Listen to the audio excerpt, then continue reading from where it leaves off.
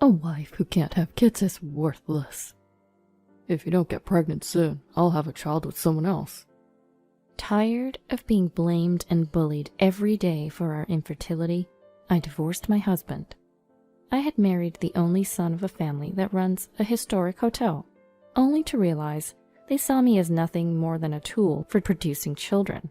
After the divorce, I got pregnant with my new husband. After giving birth, I decided to visit my ex-husband's hotel to execute a certain plan. My name is Zena, and I'm turning 35 this year. I married Tony, who's the same age as me, 3 years ago. We met at the hotel where I worked. His family owns a hotel in a tourist area, and he came to my hotel for a 1-year training program to learn a high level of hospitality. Though he was initially puzzled by the different customer service methods, I found his dedication admirable. He seemed to be impressed with my work ethic as well. We got along well, partly because we were the same age, and eventually became a couple after he asked me out. When his training ended and he was about to return to his hometown, he proposed, saying, "I don't want to be apart. Will you come with me?" He had been divorced before, so my parents objected, but we managed to persuade them and got married. His family runs a well-known historic hotel in the area. Currently, his father was the manager, his mother the assistant manager, and his sister a concierge. My husband was in a sort of managerial training position. I thought I would help out at the family hotel after marriage, but his mother told me, "Zena, just be a housewife and give us grandchildren as soon as possible." Apparently, the issue of who would inherit the hotel was a contentious one. The family was divided into 2 factions, one supporting his sister and the other supporting my husband. His sister already had a daughter in middle school, so her faction had the upper hand. His mother, who favored him, was not pleased. "If Tony has a child, everyone's opinion will change, so have a child as soon as possible," she would always say to me. But a year passed, and we still didn't have a child.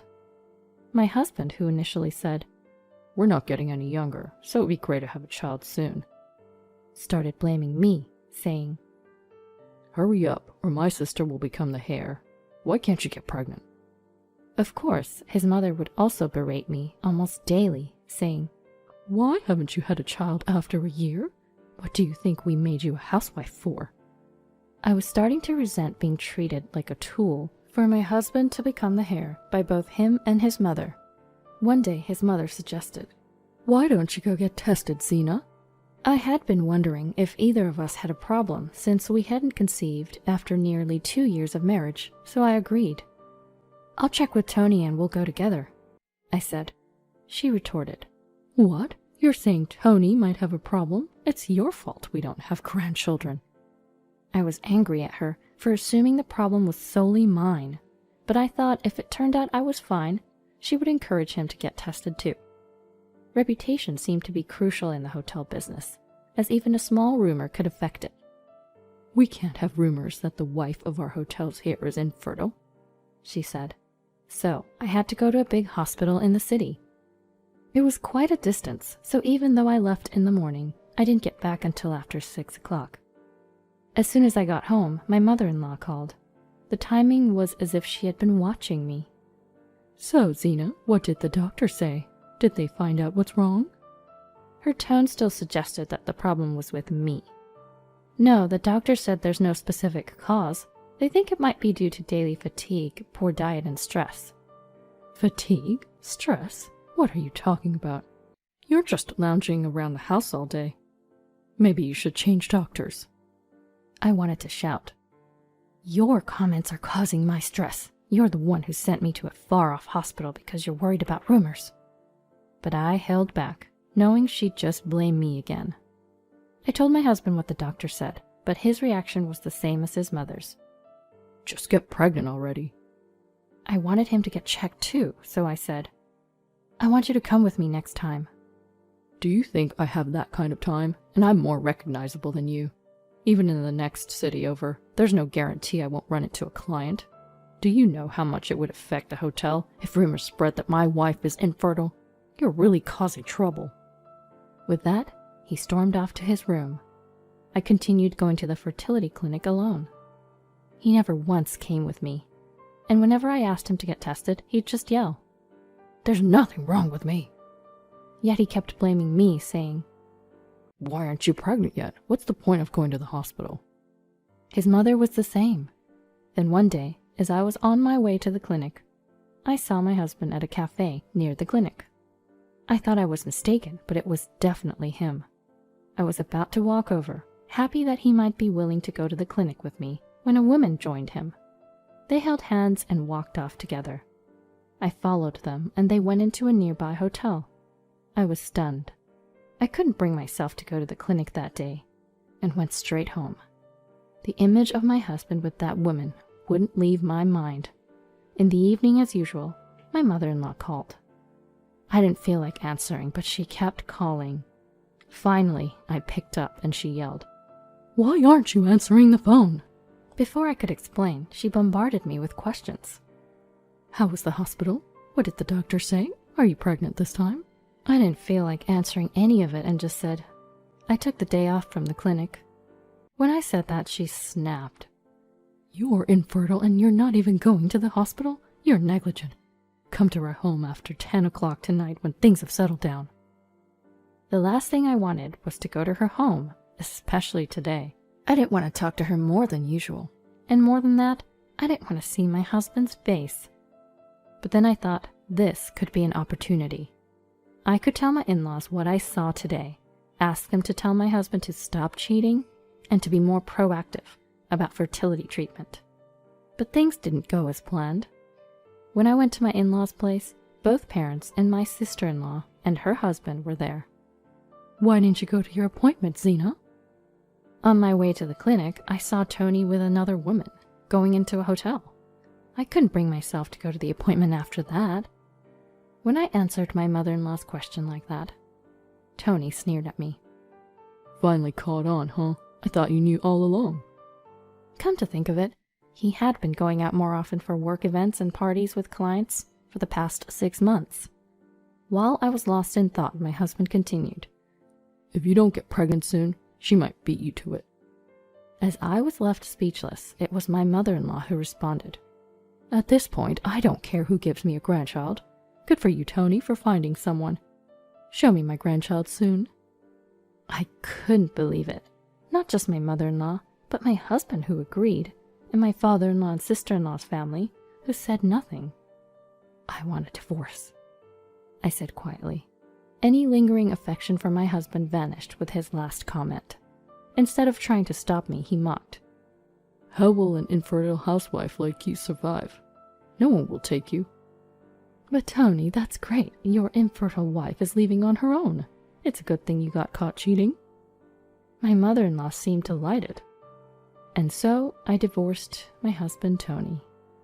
The divorce was bad for the hotel's reputation, so my mother-in-law, who had always told me to hide my infertility, suddenly started talking openly about it. She went around telling people, "It's not good for the hotel to have an infertile wife, so we had her leave." As if I was entirely to blame, trying to justify Tony's divorce. 2 years after my divorce, I remarried. I had told my current husband that I might be infertile, but he's a very warm person who accepted me. And I got pregnant with our child. I couldn't believe it, and I went to 3 different OBGYNs, but they all confirmed that I was pregnant. I remember celebrating with my husband until morning. We shared our joy, cried, laughed, and then realized we shouldn't be up so late for the baby's sake. During the pregnancy, I took extra care with my diet and exercise to minimize risks due to my age. When our son was born, I was so moved that I forgot all the pain and struggles I had been through. I was grateful to my current husband for giving me the joy of holding a child. Meanwhile, I had been nurturing a plan since my pregnancy. After our son's 6-month checkup, I decided to execute it. Yes, I decided to visit Tony's hotel with my current husband and son. I wondered how many people would remember me in Tony's hometown, but it seemed like more people did than I thought, as some people were glancing at us. When we arrived at the hotel, the assistant manager, my former mother-in-law, greeted us along with the staff. Since my last name had changed after my marriage, no one seemed to realize at the time of booking. "Welcome, thank you for coming all this way, right this way," she said, and the look on her face when she finally looked up and saw me was unforgettable. Her face was a mix of surprise and regret, not a good look for the assistant manager of a historic hotel. Still, she had no choice but to put on a fake smile and instructed the staff to show us to our room. After relaxing in the room for a while, I asked my husband to take our son for a walk for about 2 hours.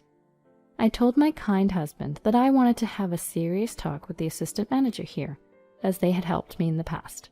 He agreed without hesitation. After they left, I asked the staff to call the assistant manager and Tony, who had been promoted from a trainee manager to the same position as my ex-mother-in-law. About 30 minutes later, the two of them arrived. Tony probably heard about the situation from his mother and was glaring at me as he entered. "I wanted to thank you for the past. Thanks to divorcing Tony, I found someone new and even had a son. We're here to enjoy your hotel." As I said this, my former mother-in-law's face twisted more and more. "You probably didn't give birth to that child. He's from a previous marriage or a relative, right? You don't have to go to such lengths to show off," my ex-husband said as if he knew everything. At his words, my former mother-in-law's face brightened for a moment. In response, I placed my son's birth certificate on the table. "As you can see from this, he is genuinely my son." Their faces twisted at my words and the certificate. I continued without concern. "I just wanted to let you know that I had a son since both of you were so worried about my infertility. Turns out I'm not infertile," I said sarcastically. My former mother-in-law looked at Tony nervously and muttered, "Is that so?" Unable to withstand her gaze, Tony abruptly stood up and left the room. The remaining former mother-in-law also staggered to her feet and mumbled, "Please enjoy your stay," before leaving. It was a completely spiritless appearance, unbecoming of an assistant manager of a historic hotel. I felt satisfied and didn't call them again, but deliberately wandered around the hotel with my husband and son. Some of the staff and guests seemed to remember me and looked at Tony and my former mother-in-law. I was very satisfied. My plan was a huge success. In the hotel business, reputation is everything. Even a small rumor can be a death sentence in this industry. In that area, hotels are packed close together, so one hotel's bad reputation is another hotel's gain. In other words, people eagerly spread bad news about competing hotels. When my ex-mother-in-law found out Tony and I were divorcing, she spread the rumor that I couldn't have kids and that's why we're divorcing to save face. But 2 years later, when I visited the hotel, I had a husband and a son. This made people around us wonder if maybe, just maybe, that rumor wasn't true. And let me tell you, the new rumor spread like wildfire. At the time, Tony was planning to remarry the daughter of a famous hotel owner, and there were talks of a partnership between the hotels. But the rumor reached the ears of that hotel owner, and both the remarriage and partnership deals fell through. Tony's family, who had been renovating parts of the hotel in anticipation of the partnership, now faced financial difficulties. Soon enough, the financial difficulties became another damaging rumor, and their once prestigious hotel was now labeled as a hotel that's only old, with no money or quality to speak of. Most of the staff quit, and even my ex-sister-in-law left her family's failing business to help her husband's company. Now it seems Tony and his parents are struggling to keep the hotel afloat, unable to manage everything. As a result, the number of guests have dwindled, and the business has worsened. Some renovations were abandoned halfway, making the hotel look even shabbier, which led to even fewer guests. Now, if you book in advance, you can pretty much book the entire hotel to yourself. As for me, I'm living happily with my loving husband and adorable son. We're expecting our second child next spring, and I'm enjoying my time as a homemaker, preparing for our new addition. I plan to continue cherishing my wonderful family. As for revenge on my ex's family, I feel somewhat satisfied, but I'm thinking of sending them a greeting card featuring our annual family photo every year.